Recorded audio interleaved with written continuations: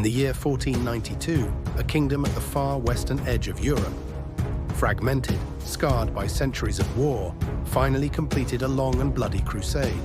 The last Muslim stronghold in the Iberian Peninsula fell. A religion was expelled, a crown was unified. And at that same moment, 3 small ships sailed into an ocean no European had ever crossed. What followed was not just conquest or discovery, it was the beginning of something far greater, an empire that would stretch from the Andes to the Philippines, a kingdom where the sun never set. This is the story of how Spain became the first global empire. For over 700 years, the Iberian Peninsula had been divided. Christian kingdoms in the north and the last Islamic emirate in the south, Granada. But in January of 1492, after a long siege, the banner of Castile was raised above the Alhambra. The last Sultan of Granada, Boabdil, surrendered the city, and with it, centuries of Muslim presence came to an end. This was not just the end of a war, it was the birth of a new political power. Isabel of Castile and Ferdinand of Aragon, known as the Catholic monarchs, had forged a personal union of crowns. 2 kingdoms, 1 cause, faith, unity, and control. What they created was more than an alliance. It was the foundation of a centralized state, militarized, religious, and determined to expand. A kingdom forged in fire and ready to project that fire far beyond its borders. In that same year, 1492, while Granada fell and the old world reshaped itself, 3 ships departed from the port of Palos de la Frontera under the banner of the Catholic monarchs. Their mission, to find a westward route to Asia. The man leading them, Christopher Columbus, was a Genoese navigator sailing for Castile. He believed he could reach the Indies by crossing the Atlantic. Instead, he stumbled upon a world Europe didn't know existed. On October 12th, after more than 2 months at sea, land was sighted. Columbus had reached the island of Guanahani, what we now call the Bahamas. That landing marked the beginning of one of the most dramatic encounters in human history. Civilizations isolated for millennia, now facing a kingdom reborn in conquest and faith. Columbus would return 3 more times. By 1494, the Treaty of Tordesillas divided the world between Spain and Portugal. In 1519, Hernán Cortés would arrive in Mexico. In 1532, Francisco Pizarro in Peru. Within a generation, Spain had dismantled the Aztec and Inca empires and erected its own, built on viceroyalties, colonial cities, and vast mining networks. Mountains of gold and silver were extracted from Potosí, Zacatecas, and the Caribbean, fueling not only the Spanish crown, but the entire European economy. In return came missionaries, soldiers, laws, and ships, projecting Spanish rule across oceans. Spain had not only reached a new world, it had begun to reshape it, in its image, its faith, and its ambition. In 1516, a young man barely 16 years old ascended to the thrones of Castile and Aragon. His name, Charles of Habsburg. Born in Ghent, raised in Flanders, he barely spoke Spanish.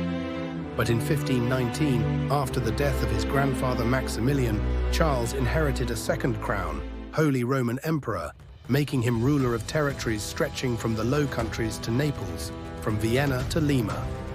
He was now Charles V, the most powerful man in Europe, and his empire was unlike anything the world had ever seen.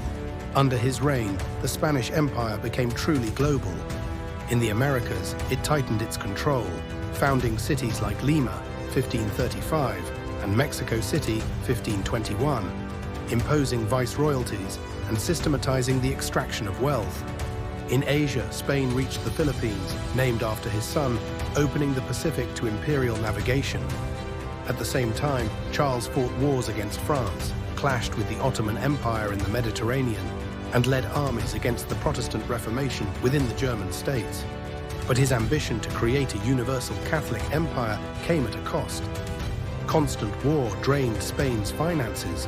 Revolts erupted, like the Comuneros in Castile, 1520 to 1521, and many of his Spanish subjects saw him as a foreign king serving a European agenda. By 1556, weary and defeated by the burden of ruling an empire that spanned the globe, Charles abdicated.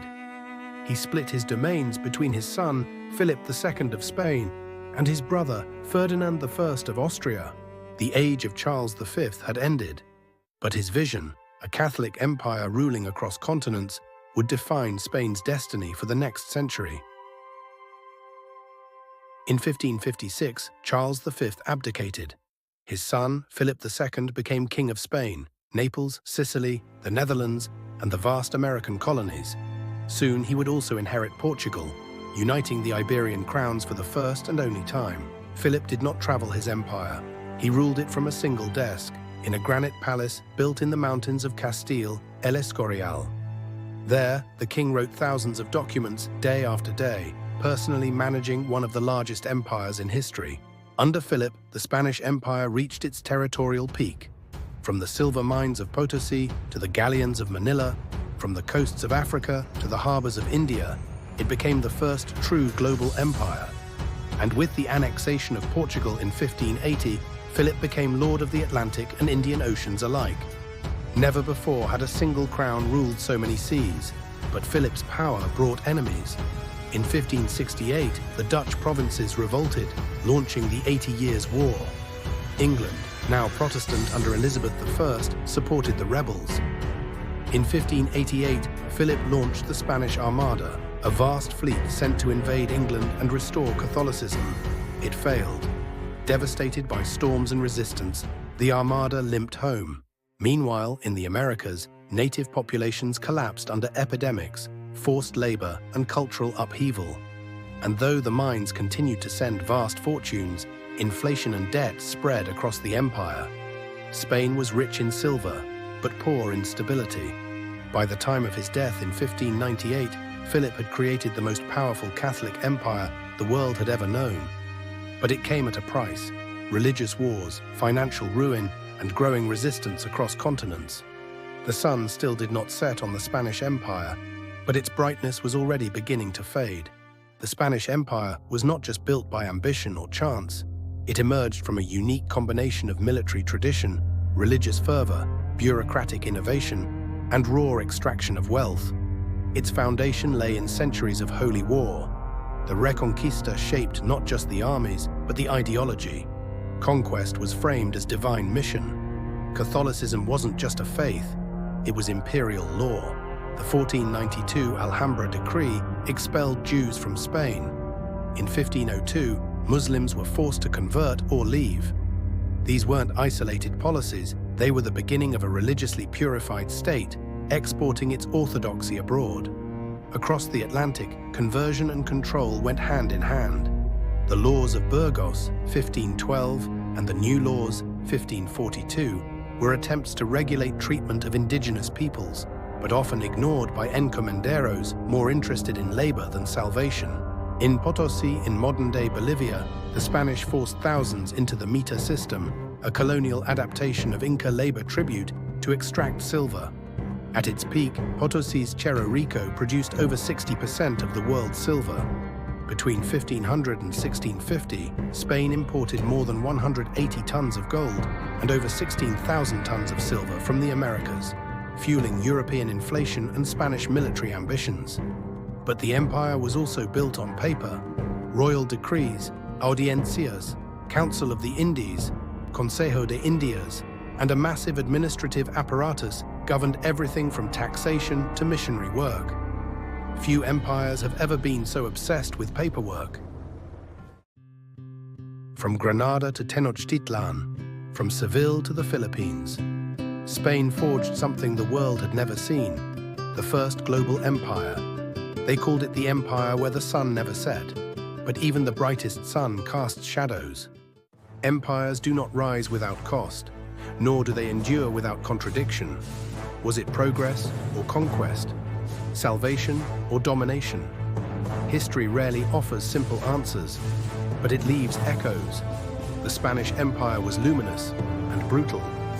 It brought order and violence, faith and fire, a paradox etched in gold and blood, on parchment and in ashes.